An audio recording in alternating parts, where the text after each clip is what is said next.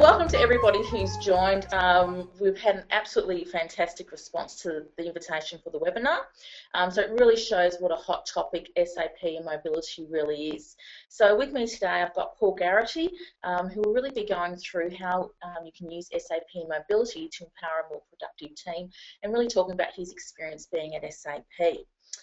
Before we start, there is, of course, as always, some housekeeping. So if you have any technical issues during this webinar, please feel free just to use the question box on the side or the chat, and we'll have somebody look at any technical issues that you have. We're also going to have a question and answer at the end of the session. So whilst you're going through, if there's any sort of questions that sort of pop into your mind, please again use that question or chat and send through your questions. And at the end of the presentation, what we'll do is actually answer those questions. So please feel free to, any questions that you have to send those through, and we'll answer those at the end. So I'll introduce myself first. My name is Natalie Krivoshenko, and I'm from iApps. I've been working with iApps for about 6 months now as a solutions consultant in the mobile space. Prior to iApps, I actually was a mobile solutions specialist at SAP. So the lovely Paul Garrity was actually one of my colleagues here. So I've really been in the mobility and enterprise mobility space for about 8 years now. So a lot of experience, a lot of changes that we've actually been seeing in this space. Just to give you a little bit idea about who iApps is actually an Australian-based company. We really are focused at assisting organisations and businesses to really embrace mobility and work with organisations to develop mobile strategies.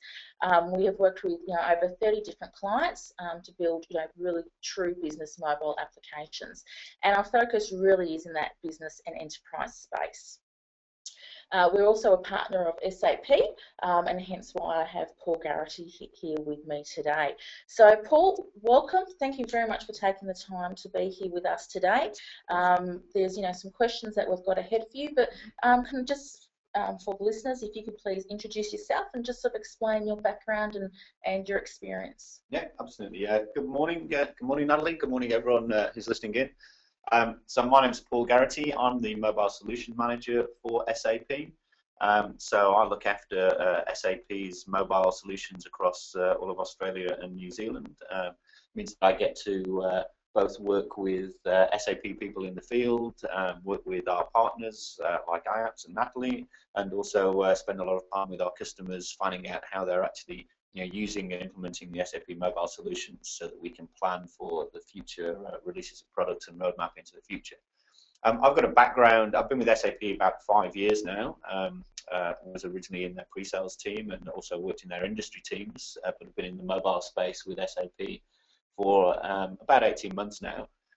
But mobility for myself goes back to in fact last century, 1999 or so. I founded a mobile app development company back then, where mobile applications was more about Palm Pilots, Palm OSs, Symbians, and old Windows CE devices. So, and being mobile at that time tended to mean you have to learn a strange language to how to type into a device, and then you can only synchronize when you've got a cable to plug it into something. So we've come a long way from there, and it's really great to see that mobility is now part of the enterprise and part of companies like SAP have really embraced it and moved forward. So I'm really happy to be here and talk about the topic.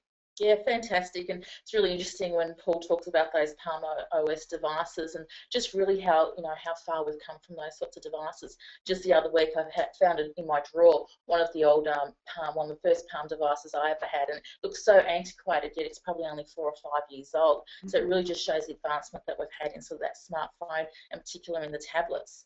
So we'll just look at the agenda here. So here the agenda is really quite a simple agenda today. Paul and I are going to really have more of a discussion rather than an interview. Really just talk about sort of some of the key things that's happening in mobility, some of the key things that SAP is seeing in mobility, and also Paul's just come back from an IDC conference, so he'll just talk a little bit about sort of what was said at that and sort of some of the experiences that he's got from that as well. So it's a really great timing that we're running this webinar. So we'll go through the questions. We're then going to talk about the next steps, and one of the next steps really is about a mobile strategy. So I'll go into a little bit detail about the benefits of a mobile strategy and why an organisation really wants to look at that now rather sooner rather than later. And then the question that I think that most people have been really keen to hear about, and that's really about SAP's mobile roadmap. And Paul's really going to sort of talk about the roadmap from a platform perspective, the roadmap from an application perspective, and also the roadmap from the partners and partnering with them on an ongoing basis. So after that, we'll then have questions from the audience. So make sure you've got your questions ready for us. And I dare say we might as well kick this off with the first question. So if I just... So I guess from an SAP perspective, Paul, what are some of the current productivity challenges that you've actually seen within the SAP product suite? Well, I guess if I go back to when I first joined SAP sort of 5 years ago, SAP really equaled ERP. And SAP was a back-end transactional system, was very good at that.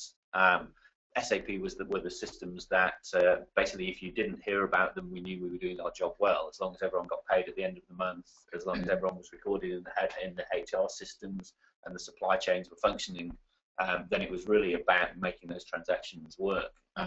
I think when I joined the pre-sales team, one of the first rules that we had is if you can possibly avoid showing the SAP system and the SAP GUI interface, so don't demonstrate it unless you really have to. Is that anything to do with the grey screens? Yeah, because I think most people's, certainly from 10 years ago, their user experience of SAP was one of you used it when you had to, not because you wanted to. And while the system, as I said, was reliable and worked, it was a back office administration system and was really and wasn't there to really enhance people's productivity. And there were some friction in those processes. So as well as the sort of that user interface issue, that it also meant that a lot of the processes within back-end systems where there are approvals required or pieces of workflow needed to happen, it meant that you got friction in there in that people were waiting for approvals because people would only log onto the system maybe once or twice a day. And if someone was traveling, they would have to wait until they got back to a hotel room, could boot up a laptop, could log into a system in order to start to interact with their workflow or their inbox. And so we saw that there were some processes which were really affected by that, and that would affect productivity with the whole organization.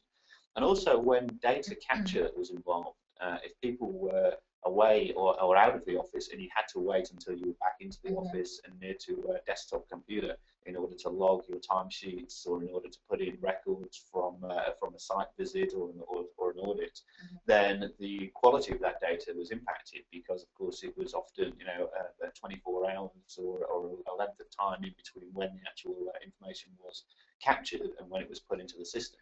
So there's a number of challenges there that our customers were facing in terms of sort of the usability, training people how to use the system, waiting for processes to actually, the people to catch up with the process, and looking for the data quality in those systems.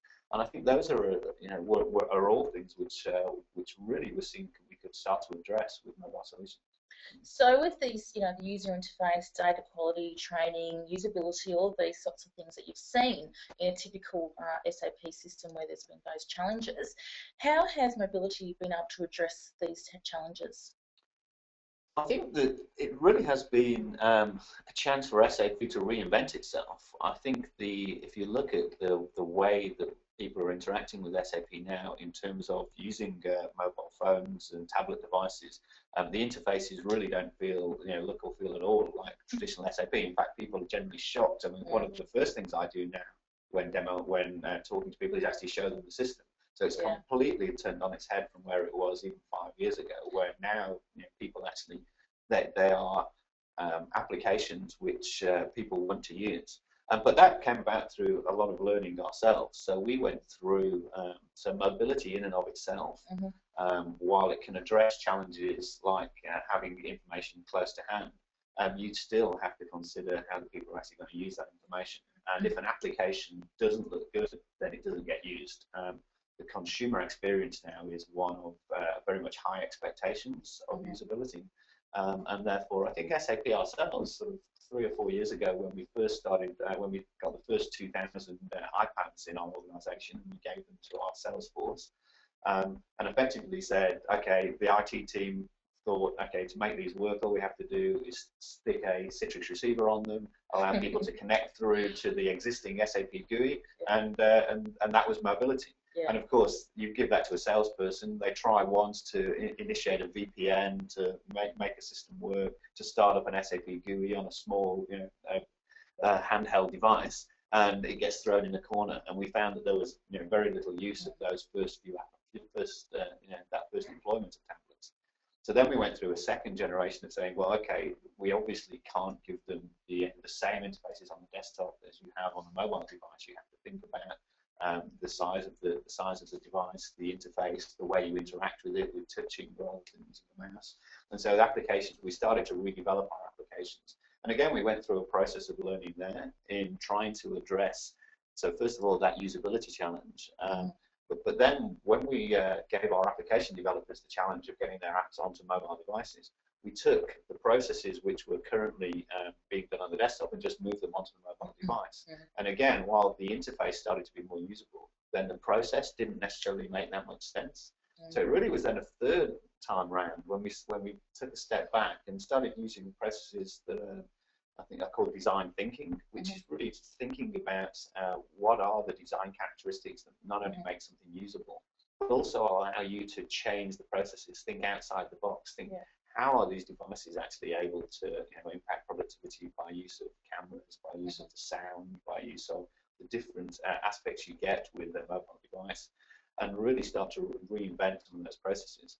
So you find that with the introduction of mobility into SAP themselves, for example, that some of the traditional processes, the way you did things, is now changing with those mobile applications? Oh, absolutely. I think there are some fundamental changes in the way we ourselves work, and we're seeing that within our customers. So some of it our customers adopted first, and we're learning from them, and it's a much more co-innovation and collaboration process of working on applications with customers, I think, than SAP was traditionally used to.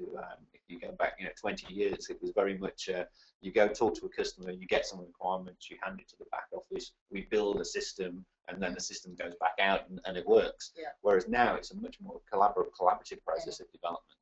But also it's collaborative in the way, nowadays when, for example, within SAP, again, to use ourselves as an example, when we arrive at a meeting, everyone agrees that the only systems that we will use to actually talk about, for example, sales reporting would be on through real-time reports accessed through our tablets. And therefore, everybody is working from the same data at the same time in real time. There's no discussions about you're not allowed to bring paper printouts or Excel-based reports because we don't know where that data came from or where it's reliable from.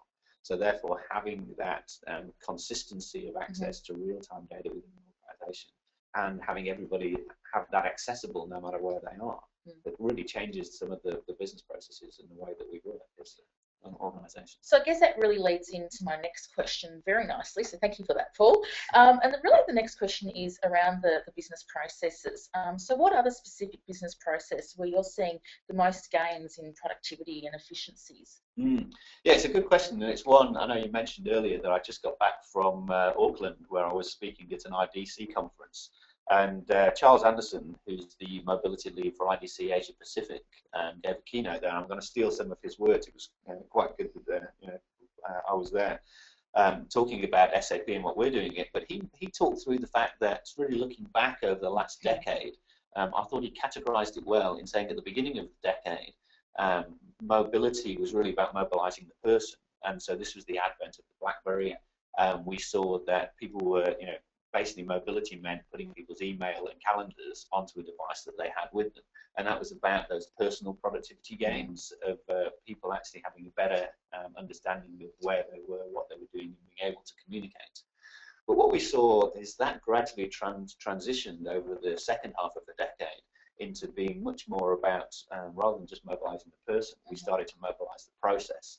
And we saw that in areas where it made sense that people were already mobile, so the field, out in the sales force, and people who were working with enterprise assets, which were out in the field, so repairing telephone towers or lighting rigs or out in mining, then we started to put processes in place where were actually using the mobile devices. So we went from mobilizing just the person to actually mobilizing the process. So can I ask you a question just in relation to that? With the, you talk about mobilising the person, with the whole BYOD that's really taken off here in country sort of for the past 18 months, so the person themselves are really mobilising themselves for bringing their own device into an organisation. So do you think that's kind of helped mobilise the process because everybody now has their own device and have mobilised themselves as a person? I think it has, but it's happened almost accidentally. It was the BYOD, as I said, mobilising the person was something which was still being done very much under the control of IT, and that's why the BlackBerry was the preferred device to do it, because IT could maintain that command and control structure and ensure where security was. But what happened, with the advent of the iPhone, really, but slightly before then, it was already starting to happen, was that consumers were suddenly had access to technology which was as good as or even better than the technology they were using at work in their own lives, and so therefore they started to bring it into work and started to prefer to use that, and therefore it was something which was imposed on IT, on lots of business organisations, and the IT department really had to react to it.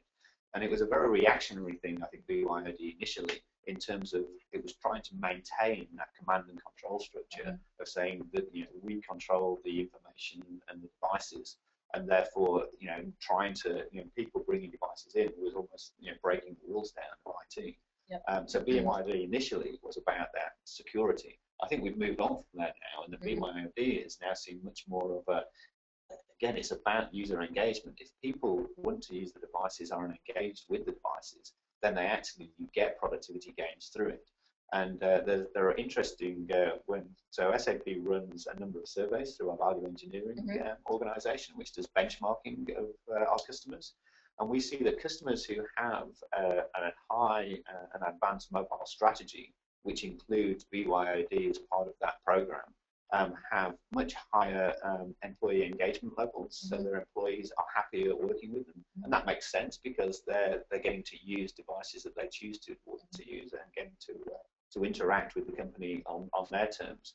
But also you get increases in productivity as well, as we see typically there are about an hour in everybody's day is what we call dead time, which is you're waiting for something to happen. So you might be waiting to get on a bus, or you're standing in a taxi rank, or you're traveling between two offices, and that time was typically lost, and therefore people would have to make it up at the end of the day, or make some phone calls. And the ability of actually having their devices that they can use on their own terms gives them that time back. So it actually, contrary to a lot of initial naysayers who were thinking that the always connected society, we're going to be all working 24/7. We were all the drones, that's right, who were never off the grid. In actual fact, it's been a little, people have actually started to manage their time. We've seen, and that is, and it was almost one of the surprising things. It was one of the things we went out to look for, is employee engagement going up or down as companies mobilize. And what we've seen very clearly is the correlation is that those companies with a good mobile strategy do have higher employee engagement. So we think that's a win-win for all. So productivity. My next question was around return on investment, and you mentioned that 1 hour a day is what's now saved. So I guess it's a twofold question. Firstly, is return on investment purely only time? And when an organisation invests in mobility, how soon can they start seeing the return on their investment? Yeah. So return on investment is absolutely key. You still, having talked about employee engagement, mobility still has to have a good business case, and you expect to get an investment back on that. But it is what we've seen in the mobile space. It is one of the fastest return on investment of all of the different applications and services that SAP has provided.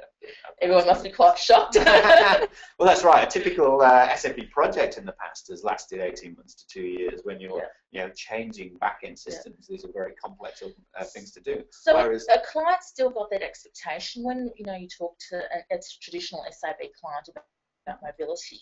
Are they still thinking, okay, this is an 18-month, 24-month project, and are they quite shocked when you go, no, this is particularly a 3 to 6 month project? Is there education that you're doing in the marketplace right now around that change? Absolutely. I'd say they're really shocked when we tell them this can be a 3 to 6 week project, which is one of the things that we're seeing in terms of actually doing the design thinking and working around what we call the Mobile Innovation Program, which is where we're working with companies like iApps to actually go through a very fast iteration process that we call, it's a build, measure, learn cycle. So we go into a process with an expectation of having something built very quickly that we can then take measurements from and learn from, so that you go into that lean development and agile development methods, which means that the initial release of a project can be, a matter of weeks or months, and then you can start to move that project in the direction you want it to go in order to maximize your return on investment. So that, yes, you do start to get the payback. We see payback cycles typically of 3 months to 6 months. Which is just amazing, isn't it? It is, and it's one of those things that. And what it's also doing is actually bringing forward the investment in the back-end systems that have been, so that there has been a lot of investment, not just in SAP systems, but in a number of other technologies over time. And we're seeing that mobility actually gives you the ability to pull the lever forward and actually get more out of the investments you've made. So that while mobile is something which is a new technology, it actually extends the life of current technologies that are already there. Especially in the asset management space, where we've seen, if you've invested an awful lot in an oil pipeline or in a network, a telecommunications network, then that technology, if you can make that last another year longer by improving the range time that your technicians can spend managing and maintaining that equipment, or by making sure that you proactively look for problems and can get to them before they occur by doing what we call starting to pull the Internet of Things together. So about 2008, I think it was, when the number of connected things to the Internet got more than the number of connected people. So we had 7 billion devices, and now it's many, many times more than that. So the fact that these devices are connected to the Internet as well means that you can bring together a lot of data we didn't have before and get that data into the hands of people using the mobile devices. So that they can actually plan and manage systems better, which actually improves longevity of current investments. So you're seeing too, when organisations go for budget for a mobility program or a new solution, are you seeing that it's now, that decision is being quicker rather than having to go through a board and all of these sorts of things? So people are making decisions a lot quicker because they now can see the return on investment is much shorter. Oh, now that's a good question, because I think there is still so there are some random acts of mobility that happen quickly, and we see that a lot, whereby certain departments may have a pain point and they think mobility is the solution, and therefore you do get a quick decision on that. It's not necessarily the right process that companies should go through. I think in terms of a business strategy, where you're looking for what is the best way to maximize our return on investment overall for an organization, and how can we actually keep the control of some of the infrastructure and applications, then it is still something which needs to be considered as a part of the IT strategy. So, and I think where that's the case, then I think the decisions are still made quicker, because it's I think that's just the nature of all business nowadays, is that regardless of whether you're looking at investments in mobile, or launching a new product to markets, or investing in a new building process, then the nature of business is we do everything faster, and that's why having information quicker is important, because that allows you to make those decisions quicker. Absolutely.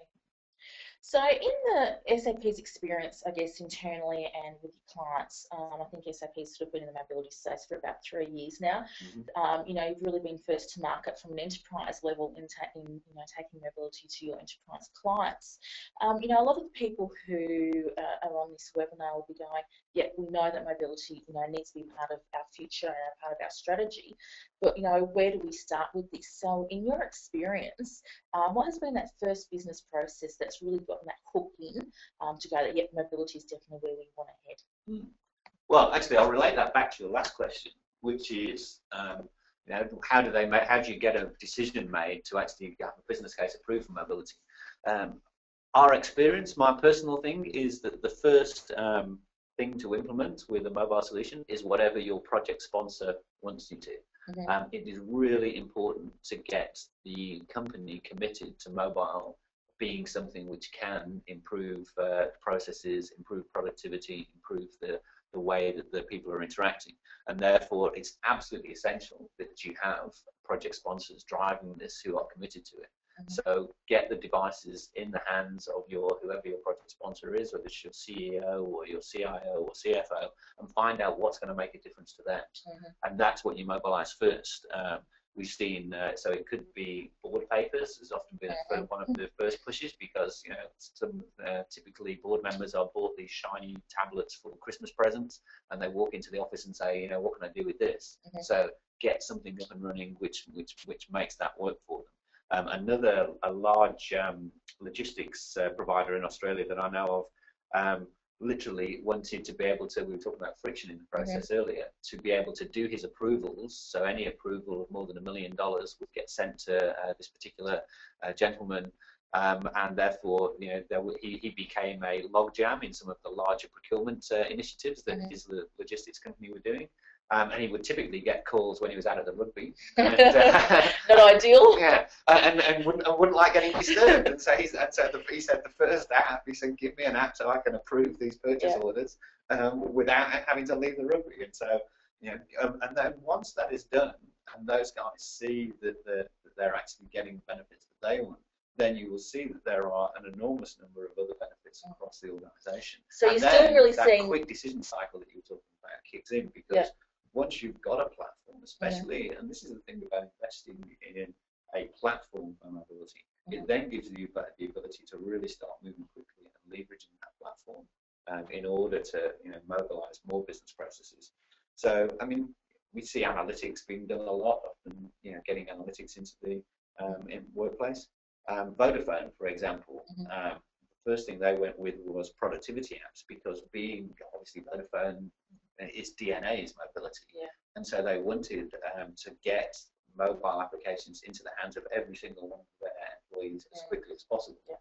And so they said, okay, really the way they wanted their people to interact with Vodafone was through the mobile devices, and therefore putting HR apps and just simple productivity apps like annual leave requests out to them meant it was part of the culture of the company that they were enforcing. So I'll just, for the people who are just looking at the slides, that question hasn't quite come through correctly. So I'll just read it again so everyone knows exactly what Paul and I are talking about. The question was that in SAP's experience, what is the first business process that an SAP client typically mobilises first? So that's where Paul really came in, talking about the executives who want to have that real information of reporting at their fingertips, HR. Being able to do leave requests, very simple processes that are very easy to, I guess, deploy. Yeah, another good example actually where it was more what's the culture of the company and it being driven by the main project sponsor was Tommy Hilfiger. Yep, like this one. Oh, you wouldn't know. I used to demonstrate it. So Natalie is much more fashion conscious than I am, but everyone would testify to that. And so I tend to not know that much about Tommy Hilfiger. But what I do know is that they are a fashion icon, and part of their brand positioning was that they wanted to get their sales catalog on a nice shiny iPad device that was new technology, and they wanted, and that was part of their positioning in terms of when they sent their people out to the department stores to talk through the new fashion lines that were coming out. They would be able to actually present them in a much better way than because they would be able to have dynamic, interactive, flash-based things being shown up on the tablet, which would give them a much better image in terms of presenting their catalog to their customers. However, what was one of the issues about that? So while it was driven by the marketing and sales department, Of course, the IT people pointed out, well, what happens if we actually lose one of these devices? What happens if all of the, the brand new seasoned product lines, which have get just into the wrong hands, get into the wrong hands, and suddenly get started producing at half the cost in a foreign, manufacturing plant. So what was interesting is, while it started off as a passion from one particular, the chief marketing officer, it quickly became a project which needed to be managed by the organisation in order to make sure that if a device was lost, then you could immediately kill the information that was on there, make sure that that information was encrypted. So there are, find your project. I would say first business process is find the project sponsor and find something which is going to make a difference and fits with the culture of the company and the culture of the people that are going to be using it. But then, make sure that you actually think about the implications of that, and that's where leveraging a platform where we can take an awful lot of those issues around security, around connectivity, and around management of content and data. Because one of the things that I stood up at the conference just a couple of days ago and said, there was a lot of talk about BYOD and about device management and security, as there typically is at a mobility conference. We talk a lot of acronyms and a lot of technology, and it's something that SAP is unfortunately known for. But the point I made was, it's not about the device. So don't think about this in terms of this is about an iPad, or it's about an iPhone, or it's about an Android, Samsung. The device is really just a tool which is there to enable a business process. And what's much more important is it's not even about the applications, it's about the content which is on that, and that content makes it easier to do a job. So that's where I'd suggest looking for, from our experience and what our customers' experience, is the first things that they do. Great advice, and I think all of us as a consumer, whenever we download an app, if it's not engaging straight away, we actually don't use it. So I think it's making sure that wherever you actually start in that mobility life cycle, is that you actually get that real end user engagement. Just talking about applications really goes into, I guess, my next question. There's a lot of applications on the SAP App Store, some fantastic ones. Personally, I love the CRM. Having worked at SAP, and using CRM internally was a nightmare. But actually, once we actually started to get the app on our iPad, and then you could walk around in the SAP office, and every AE basically was using the SAP CRM app on the iPad rather than using their desktop and using it via that way. So I think that's a fantastic app. But can you just go through, I guess, for explain to the pros and cons to using an app, out from that SAP store, so sort of more of that out of the box, to actually custom building a mobile application that's more customized to that organisation. Yeah, absolutely. This is something that I've spoken a lot with customers about, actually, in terms of how you choose where to focus your time and where to focus the creativity of an organisation. And it comes down to it always amazes me how much time people seem to spend thinking about what I call the non-differentiating processes. So there are a lot of things that you do as an organisation which need to be done for hygiene factors. So we talked a little bit about payroll, for example. You have to pay people. But I hope it's not going to differentiate you from your best competitor. I assume they're paying their staff too. So there are a lot of processes which really are, we all take leave, we all get paid. So those sort of things, if they're non-differentiating processes, don't spend too much time thinking about them. Yes, it's important that you do them, but that's where I would say just go and get a standard application and stick with, and to be honest, that's what SAP has done very well in the past with a lot of our business processes. We implement best practice processes, but a lot of those things are not going to differentiate you as a business. They will lower your cost base. But eventually, those sort of things will become the norm in an organisation. Where you need to focus for custom apps, and where there is huge amounts of benefit, is looking at how do you actually differentiate yourself?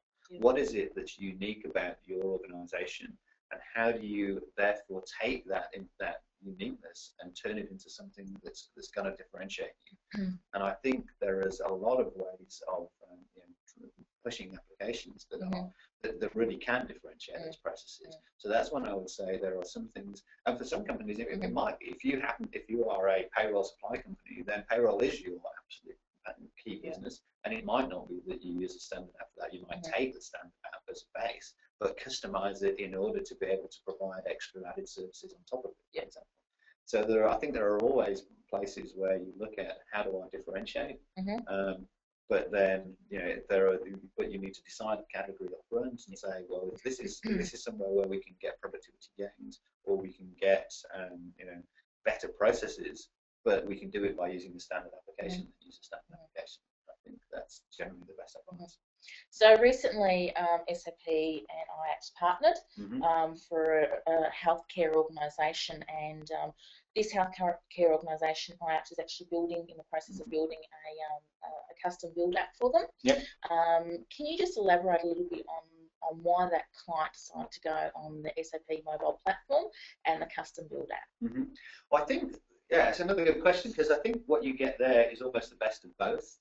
In terms of what the platform does for you is it takes away an awful lot of the drudge, I guess is a word to use, of developing applications and maintaining them into the future. So there's a lot of things which you do consistently across applications, like authorization and security and connectivity to back-end systems. And also in the application space, you don't want to worry too much. As I said, the devices, they're not important, and the reason they're not important is because they change so often. I mean, the average life expectancy of a mobile device now is only about 18 months. Which is really different from a few years ago. And if you look where we just started our conversation, we were talking about things like Palm OS and Symbian and Windows CE. There's three operating systems which don't really even exist anymore. I mean, even if you just look at the ruggedized devices, when they used to come out, they were like $6,000 a device. Where if you look at the cost of sort of a smartphone now, the cost is so different as well. Yeah, that's right. So price point changes, device capability changes, operating system changes, and so the platform insulates customers from a lot of that. But there's this point of, but the actual application itself, and you mentioned, the one that iApps is working on with SAP, is where they had, so that's replacing an application which would come to the end of life. But again, that's one of those applications that they built in order to differentiate a process, and therefore it makes sense to work, and bring that up to date, so that it is integrated better on the latest and works on the latest devices, but is on a platform that will take them forward and they'll be able to upgrade and have much more effective, life and investment and return on investment, which is the other point.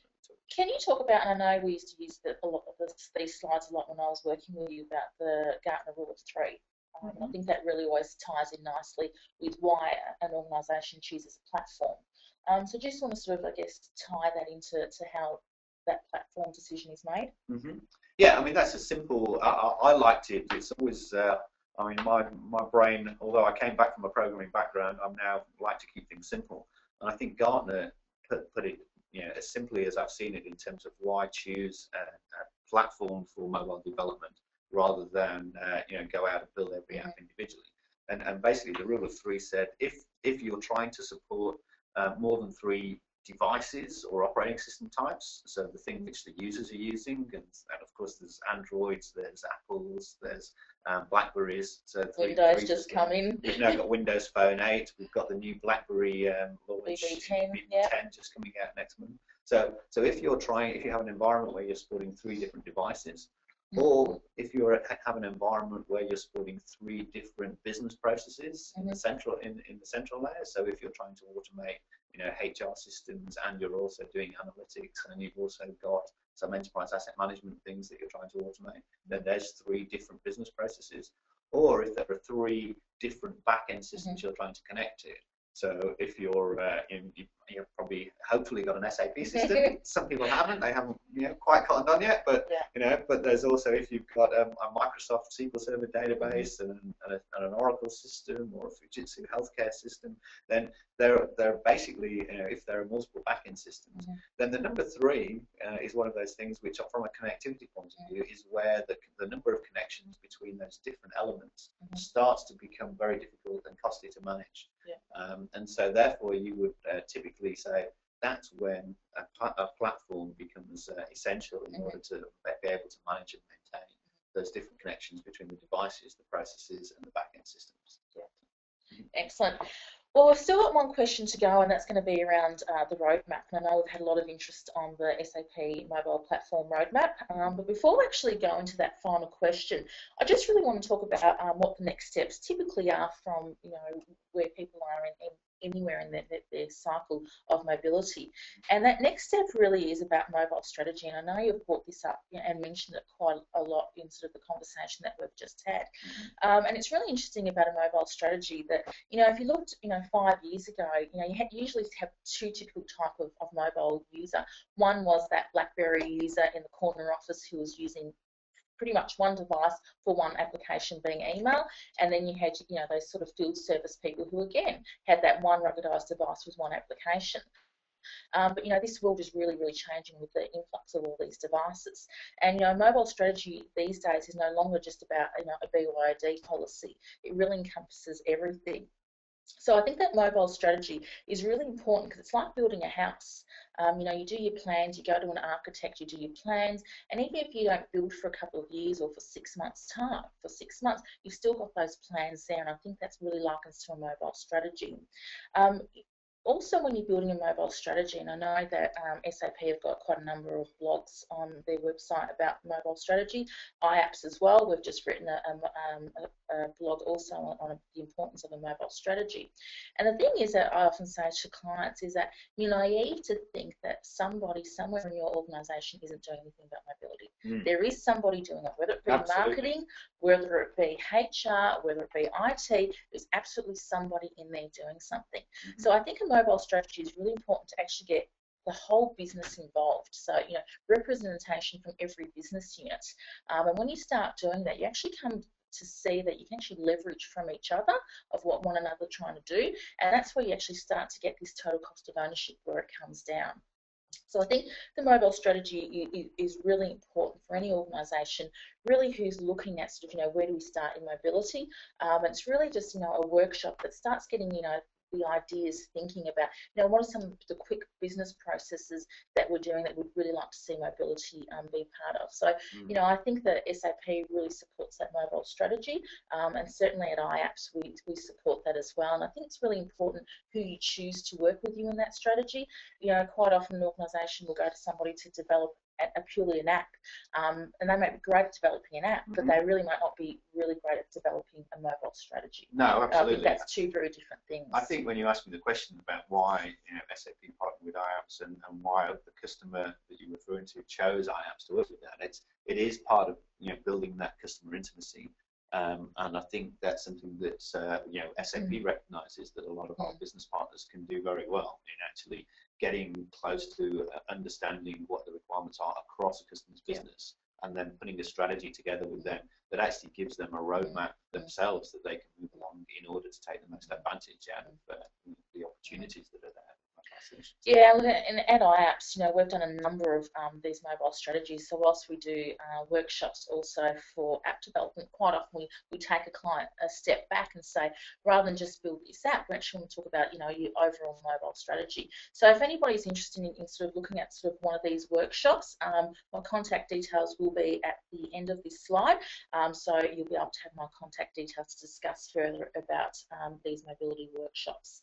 We're going to go to the final question, and I know it's a question that everyone's been wanting to hear about, and I've had a few emails during the week, so that's quite exciting. So before I ask the final question, if anyone's got further questions, because we are going to go into Q&A after Paul answers this final one, so start sending those through. So the final question really is, Paul, you've really spoken, and I really appreciate the information you've given us about what your experience has been at SAP and what you guys are really seeing out in the marketplace and in the applications world. There's a lot of questions, I guess, around the acquisitions that SAP have made, so the Sybase and then the Cyclo. So there's two different platforms with the agentry coming into play. So I guess some of the questions are, what is the SAP roadmap for the SAP mobile platform? Also, what's the roadmap around applications? Is SAP's thought process that they'll continue to build up the SAP App Store, and really how you continue to work with your partners as well. So I'll hand that over to you. Yeah. So I think it's interesting, again, just reflecting back on some of the topics that were talked around at this conference I was at 2 days ago. quite a number of people talked about the complexity of mobility, and there's no doubt that that's why you need a strategy, because there are, there are a number of different things you need to think about in terms of security. But a lot of the time, people go down the path of then starting. You hear about HTML5, native applications, and do I need MDM or MEAP or MADP or and it becomes a real sort of thing of acronyms, and that's, I'm conscious that, as I said, I like to try and keep things simple. So I think the simplicity around SAP's roadmap is really just to talk about it in terms of we are moving towards having an SAP, what we call the SMP, the SAP mobile platform. That is a single platform which can end-to-end support all the mobile requirements you have for line of business applications, so like the ones we discussed on productivity, for industry applications, so those ones which are specific to health or to oil and gas or to mining, for analytic applications, for taking the information that is being gathered, and there's an enormous amount of data being gathered every day now. Some of the applications that we see around the use of both taking information in and redistributing that out. There's analytics is growing, and then there's the fourth category of applications, which is consumer applications.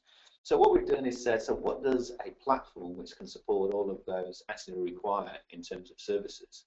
And if you think of it in terms of, so that's why, moving simply, we have a single mobile platform which has an integrated MDM, mobile device management system, so that's the AFARIA component, and also integrates into SAP's management services, which are the telecommunications services like SMS and UDP, and again, I won't want to throw too many acronyms in, but being able to link into the types of things you need to think about with a mobile device. So that's one platform. Now, where does that platform come from? Yes, if you look under the covers, we're basically choosing the best services out of the different components that we have. So we had, you mentioned the Cycle acquisition, which had a platform called Agentry within it, which is extremely good at managing processes and also replicating data onto and off from a backend system onto a device so that you can work in a connected or disconnected mode. So we're taking those best functions out of Agentry, and that's becoming our, the services within the SAP mobile platform, which will support those process apps. And all of the current customers who have applications which are built on Agentry, so work order management or inventory management, they'll continue to work and be up and be just with and be part of the upgraded life cycle without any changes to those front-end systems. Then there's the Sybase Online platform, and we're taking services out of there that were very good at user management for enterprise applications and doing connected apps to back-end systems. So those become a set of services which allow you to quickly and easily deploy the productivity apps we talked about. And then there's another component in our architecture which comes from Mobilizer 365, who are the leading, globally have the leading mobile application platform for consumer applications based on payments and high transaction volumes. So it's quite different dealing with 2 million connected consumers who would all purchase an online application than it is dealing with your internal 2,000 employees who are doing a leave application. So that requires a different set of services. So we've taken the services out of the Mobilizer platform and put those into the SAP. So there's really three sort of separate sets of services which are being bundled together into a single mobile platform. From a user point of view, what's the time frame around that? I said that. So as of today, you can already have a single administration console sitting across all of those services. So from an IT management point of view, it can be managed as a single SAP mobile platform, and you can deploy all of those different apps, so consumer apps, industry apps, and productivity apps on a platform and manage them through a single device management system as of today. Now, obviously, we can leverage some of the integration between those components a lot better, and we can allow the technical infrastructure to change. So by the end of Q2, we'll see a new release of that platform, which actually starts to integrate some of those pieces better. And then by the end of the year, that will be a full sort of single install, single administration console, single platform. Fantastic. I know that's one of the things that people are very, very interested in.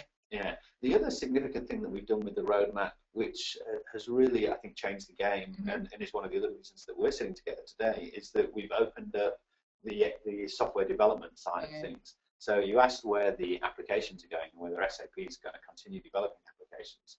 So I think a year ago, SAP had about 30 applications on the platform, and there were probably about 30 other applications that we developed with some of our early partners who were involved in that. So we had, it was about a 50-50 split, and not that many apps. By halfway through the year, that had already changed in that partners had started to come on board and started to develop those applications. And we started to see a growth in an ecosystem of developers. And then towards the end of last year, we opened that SDK up so that it integrated to Accelerator, to Adobe's PhoneGap, and to Accenture. And that really brought a huge ecosystem of developers on board. So now there are literally thousands of developers who can develop in a front end of their choice, but then integrate and have plugins which allow you to integrate into the SAP backend. And that means that app developers like yourselves have the opportunity to really leverage the platform and to talk and work with customers on how best to deploy and manage applications in the future. So that we see that, this year, we see that by halfway through the year there will be more than 1,000 applications available on that platform, and SAP will have probably 60 or 70 of those that will have developed. So by far the majority, 80 to 90%, will be developed and being by our by partners and people in the ecosystem, by customers as well. So customers are often developing especially differentiated apps themselves in partnership with a number of developers. But they can be certified and still supported by the SAP brand. One of the interesting points that I saw a bumper sticker a few days ago. We love a bumper sticker. But talking about the speed of innovation and how SAP is actually, so one of the things we're doing with the mobile apps and the mobile platform is we are in this very rapid cycle of development, and we talk about acting, we're a startup company within a 40-year-old organization. But I saw a bumper sticker the other day that said, I'm not 40, I'm an 18-year-old with 22 years experience. And I actually thought that's quite appropriate to how we're actually running the mobile business within SAP. We're running it with this. With the real focus is on and agility and getting new versions and new applications out quickly, and we're changing as we go with that. But you can still rely on that sort of the 40-year heritage of SAP, that we've got the reliability to manage and maintain an infrastructure that you can actually trust to go forward with. So that combination of the SAP brand with the people like iApps who have the vision to actually bring new strategies to market very quickly for their customers, I think works very well. Yeah, absolutely. Paul, I'm conscious of time, but really appreciate the information that you've been able to share with us today. It's been absolutely valuable information. We've only got one question, so I'll go through that question. If anyone else has got any questions, feel free to send them through. But I think you've done such a great job in answering everything for today that no one's got any questions for you. But there is one that's quite interesting, and basically it says that we've mentioned that people definitely are looking at mobility in their organisation, and they've asked, is there a reason to involve consultants early in the process, or saving money by doing it themselves, and it's just another computer device platform, and we know how to build our own software. So what's your sort of answer? So I would say, so this goes back to, as I said, some of the complexity that we were talking about earlier. So mobility is different than traditional IT, and this is, if you heard the story I talked about SAP, that we ourselves sort of tried to do it, in the old way, and went through that 3 painful cycles before we thought we'd actually got it right. So I think in order to avoid that same pain yourself, it is always worth talking to an experienced and a specialist in the mobility space in order to realise where the differences are. There are some significant differences in terms of the way you handle connectivity and disconnectivity of devices, the way you manage changes to operating systems and the multiplicity of operating systems, and the way you actually, the process change can be different with mobility. So I would say, yes, get someone involved as early as possible in the process. Actually have those strategy discussions. As I said, even if you think this is the one app we need, like the Tom Hilfiger example, this is the one app that they wanted to get out there, it's still important to have the strategy to understand what are the implications of that to our security and to other areas of the business. So yeah, get someone who's experienced in mobile as early in the process as possible, and then work through what those implications are. But having said that, also get out there and do it. So it's one of the things that we are seeing, that mobility is not something we're talking about as something which is going to happen. There was an Access Economics report that just came out a few days ago. It was talked about in the Sydney Morning Herald yesterday that said that we've already seen within the last year, almost $500 million worth of productivity gains through the adoption of mobile application. And they're predicting that to be up to $12 billion in productivity gains within the next 5 years. So, I mean, there's a lot of value out there that's waiting to be taken. So I would say, start as soon as possible, involve some experienced mobile consultants, and choose yourself a good platform. I like that, sneaked that one in. Look, we've just got one more question, and the question has come as, I guess it's more for me to answer. What is the role of iApps? And just for people to understand that, is that iApps is a partner of SAP. We've been around for over 3.5 years. We've got experience building applications on the SAP mobile platform. We've done a lot of work with companies in mobile strategies, also workshops around app development. So we're really there as a partner to SAP to look at overall mobility within people's organisation. We've done perfect timing today. So, Paul, thank you so much for making yourself available and joining us on this webinar. Absolute pleasure, as always, talking to you, Natalie. Wonderful. Our contact details are actually up on screen now. This was actually being recorded today, so it will be available on the iApps website, which is www.iapps.net.au. There's actually a launch of our new website tomorrow, so I encourage everybody to actually go have a look at that, and any feedback is always welcomed.